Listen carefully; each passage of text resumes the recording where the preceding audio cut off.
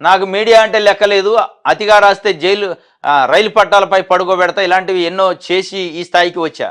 Media ప్రజలకు MLA Gummanuru హెచ్చరిక, సామాజిక మాధ్యమాల్లో వైరల్గా మారిన వీడియో ఇది. పత్రికల్లో ఇష్టం వచ్చినట్టుగా రాసుకుంటూ వెళితే రైలు పట్టాలపై పడుకోబెడతానని అనంతపురం జిల్లా గుంతకల్లు టీడీపీ ఎమ్మెల్యే గుమ్మనూరు జయరాం పాత్రికేయులను హెచ్చరించారు.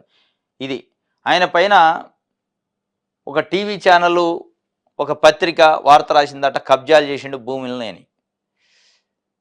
అది నచ్చలే ఆయనకి. సరే కబ్జా చేయకపోతే ఖండనీయొచ్చు, లేదు ఇది తప్పు, ఇది చేయలేదు, పత్రిక ఫేక్ న్యూస్ స్ప్రెడ్ చేస్తుంది, ఫేక్ వార్తలను ఇస్తుంది ఇది అని చెప్పి ఖండనీయొచ్చు పొలిటికల్ లీడర్లు. కానీ వార్త రాసిన ఆ విలేకరునో లేకపోతే ఆ రిపోర్టర్నో తీసుకుపోయి నేను రైలు పట్టాల మీద పడబెట్టి రైలు కింద తొక్కిస్తా అంటే మరి ఏ రకమైన ఇది ప్రజాస్వామ్యం? నిజం గెలిచింది, నిజం నిలిచింది, ప్రజాస్వామ్యం గెలిచింది అని చెప్పి తెలుగుదేశం పార్టీ గెలిచిన కొత్తలో చెప్పారు. మరి ఇది ఏడ నిజం నిలిచింది, ప్రజాస్వామ్యం గెలిచినట్టు ఇది ప్రజాస్వామ్యమా? ప్రజాస్వామ్యంలో పత్రికా రంగం అనేది, ప్రెస్ అనేది 4th పిల్లర్. ఈ 4th పిల్లరు ఈ 3 వ్యవస్థలు ఏదైతే ఉన్నాయో, మిగతా 3 పిల్లర్లు ఏదైతుందో ఎక్కడన్నా లోపాలు లోటుపాట్లు చేస్తే ప్రజలకి ప్లస్ ఈ 3 పిల్లర్లు ఏదైతే ఎగ్జిక్యూషను, జ్యుడిషియరీ, అదేవిధంగా లెజిస్లేటివ్, ఈ 3 పిల్లర్లకు సంబంధించి ఏమైనా లోటుపాటు జరిగితే ప్రజలకి ఈ 3 పిల్లర్లకు మధ్యలో సంధానకర్తలుగా ప్రెస్ ఉంటుంది, 4వ పిల్లరు.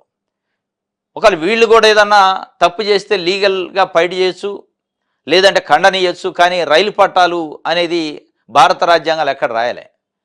అంటే ఒకవేళ తప్పుడు వార్తలు రాస్తే రైలు పట్టాల మీద బండ పెట్టాలని, నిజంగానే రైలు పట్టాల మీద బండ పెట్టి రైలుతో తొక్కించాలని రాజ్యాంగంలో ఉంటే మీరు చెప్పొచ్చు. మీరు ఒక భారత రాజ్యాంగం ప్రకారం ఎన్నికైన ఎమ్మెల్యే, గతంలో మంత్రిగా కూడా పనిచేశారు. ఇది దురదృష్టం. సరే మీ పైన వార్త రాసిన దాంట్లో వాస్తవం ఉందా అవాస్తవం ఉందా అది ఆ లోతుల్లో పోవట్లే. ఒకవేళ నిజంగానే అవాస్తవం ఉంటే అది ముమ్మాటికి తప్పే, తప్పుని తప్పు అని ఖండించాల్సింది, డౌట్ లేదు. కానీ ఇది కాదు పద్ధతి. మీరే ఒక మామూలు మనిషి కాదు. అది ఆ రకమైన భాష, వీధి రౌడీలు మాట్లాడే భాష మాట్లాడితే అది కూడా పత్రికా విలేకరుల పైన ఏ రకమైన మెసేజ్ ఇస్తున్నట్టు అనేది ఇప్పుడు ప్రశ్న.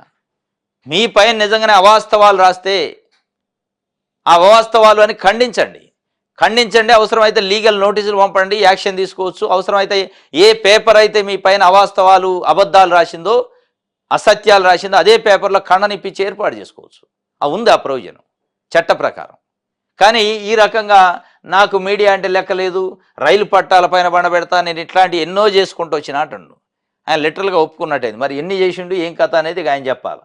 ఇది గుమ్మనూరు జయరాం గారు నిన్న విలేకరులతో మాట్లాడిన సందర్భంలో గుంతకల్ ఎమ్మెల్యే చెప్పిన పరిస్థితి. ఇది ఒక వార్త అయితే